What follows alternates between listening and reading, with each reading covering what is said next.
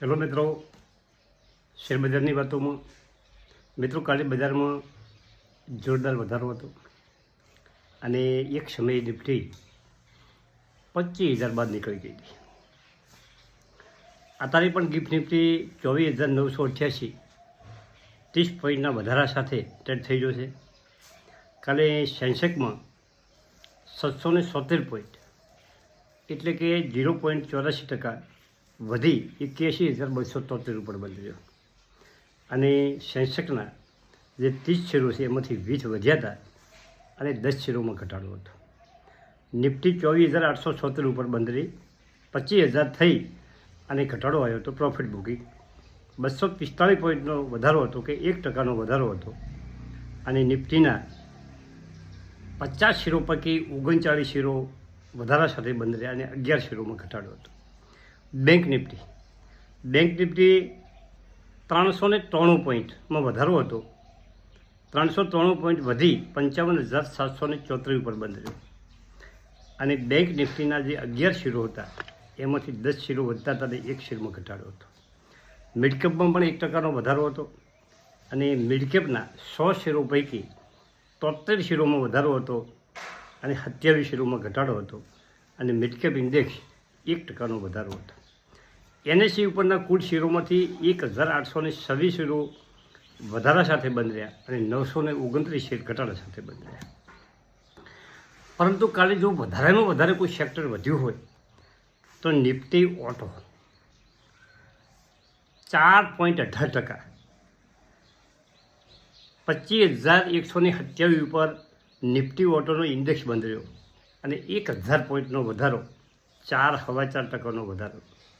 મિત્રો નિફ્ટી ઓટોમાં જે 15 શેર છે એમાં 14 શેર વધતા હતા અને 1 શેરમાં ઘટાડો હતો. મારુતિ સુઝુકી 9%નો વધારો, 9% વધી 14,068 ઉપર બંધ. ટીવીએસ મોટર 6.5%નો વધારો, 3,219 ઉપર બંધ. એમઆરએફ 1,44,515 4.5%નો વધારો. મહિન્દ્રા એન્ડ મહિન્દ્રા 3.3% વધારો. મિત્રો અશોક લાઇલર 8%નો વધારો. હીરો મોટો કેપ 6%નો વધારો. ટાટા મોટર્સ 2%નો વધારો.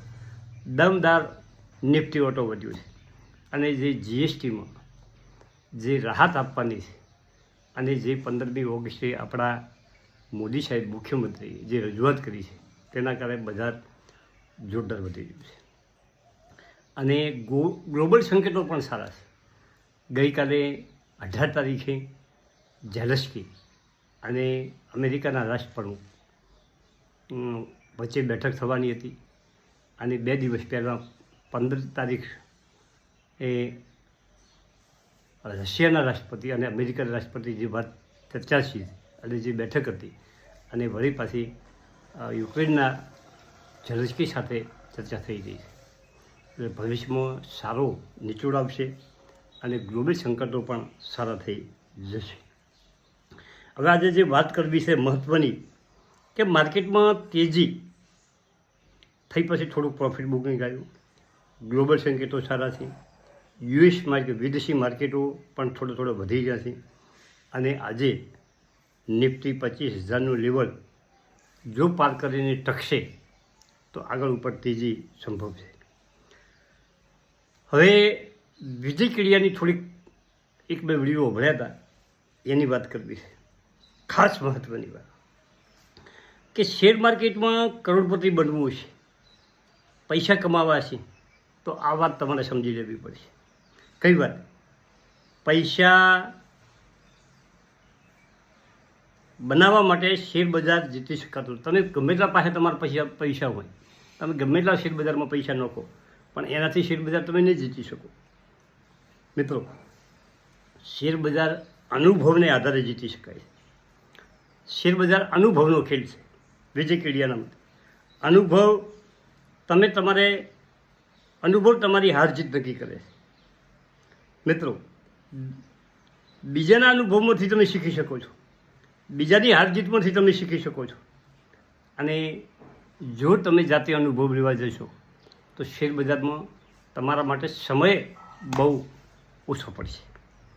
તમે બીજાના અનુભવ ઉપરથી આધારે જો કે ભાઈ લોકો ઇતિહાસ કેમ ભણે? ઇતિહાસ કેમ ભણાવવામાં આવે છે અને ઇતિહાસ કેમ ભણે છે? ઇતિહાસ ભણવાનું પાછળનું કારણ એક જ છે કે જે ઇતિહાસમાં બનેલી ઘટનાઓ, એ ઘટનાનું વિશ્લેષણ કરવામાં આવે છે અને વિશ્લેષણને અંતે કોણે ક્યાં ભૂલ કરી હતી અને કોણે ક્યાં સારું કર્યું હતું, એના ઉપરથી તમે તમારા જીવનમાં બોધપાઠ લઈ શકો છો. તમે તમારી હાર જીત તમે બીજાના અનુભવમાંથી પણ શીખી શકો છો અને બીજાની ગલતી ઉપરથી તમે બજારમાં ખૂબ શીખી શકો છો. હવે જો બજાર માટે કોઈ મહત્ત્વનામાં મહત્ત્વ પોઈન્ટ હોય તો તે પોઈન્ટ છે એ પણ તમારે સમજી લેવું જોઈએ. પહેલો પોઈન્ટ છે ગ્રોથ.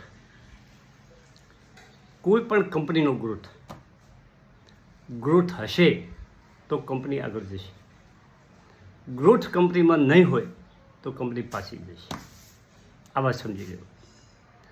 તમે શેર બજારમાં જે શેર ખરીદ કર્યો છે, તમારા પોર્ટફોલિયોમાં જે શેર છે, એ કંપનીનો ગ્રોથ કેવો છે, એ સેક્ટરનો ગ્રોથ કેવો છે, એ તમે કંપનીના ત્રિમાસિક ઓકડા, વાર્ષિક ઓકડા, 2-5 વર્ષના ઓકડા, એના આધારે તમે જોઈ શકો છો કે કંપની કેવું ગ્રોથ કરી રહી છે, કંપનીનું વેચાણ અને નફો કેવો ચાલી રહ્યો છે. આ ગ્રોથ એ મેઇન વસ્તુ છે. કંપનીનો ગ્રોથ અને સેક્ટરનો ગ્રોથ આ તમારે સમજવું પડશે. અને બીજો મહત્ત્વનો મુદ્દો છે કે પ્રમોટર એટલે ડ્રાઈવર. કંપની ચલાવવાવાળો માણસ કેવો છે? ધારો કે તમારે અહીંથી અમદાવાદ જવું છે, સુરત જવું છે, તમારા પાસે એક અલ્ટ્રો ગાડી છે અને એક મોઘી ગાડી હોય, કરોડો રૂપિયાની ગાડી હોય, પરંતુ જે ડ્રાઈવર સીટ ઉપર બેઠેલો માણસ કેટલો હોશિયાર છે, કેટલો કાબિલ છે, એને આધારે તમારી ગાડી ચાલશે. તમે ગમે એવી મજબૂત ગાડી લેશો, પરંતુ ડ્રાઈવર અનુભવી નહીં હોય, ડ્રાઈવર કાબિલ નહીં હોય, તો તમારી ગાડી તમારે જે પહોંચવું છે એ ટાઈમ નહીં પહોંચી શકો. તમારે જે પૈસા કમાવા છે કોઈ પણ કંપનીમાં રોકાણ કરીને, પણ જો તમારા પ્રમોટરો બરાબર નહીં હોય તો તમે એમાં ઓછું ચાલશે. એટલે મહત્ત્વનો બીજો પોઈન્ટ છે પ્રમોટર. કંપનીમાં પ્રમોટર સારા હોવા જોઈએ, પ્રમોટરની શાખ સારી હોવી જોઈએ. અને આ બધું તમે પ્રમોટર સારા છે, શાખ સારી છે, કઈ રીતે જોઈ શકો? મિત્રો, કંપનીનો જે વ્યવહાર છે, એના શેર હોલ્ડરો સાથેનો વ્યવહાર, સેબી સાથેનો વ્યવહાર, એના ગ્રાહકો સાથેનો વ્યવહાર, એ બધું તમે જોઈ શકો. એના નિયમિત ઓકળા જે સેબીને પેશ કરવાના હોય, કોઈ નોટિસ એને નથી મળી, આ બધું તમે જોઈ શકો છો.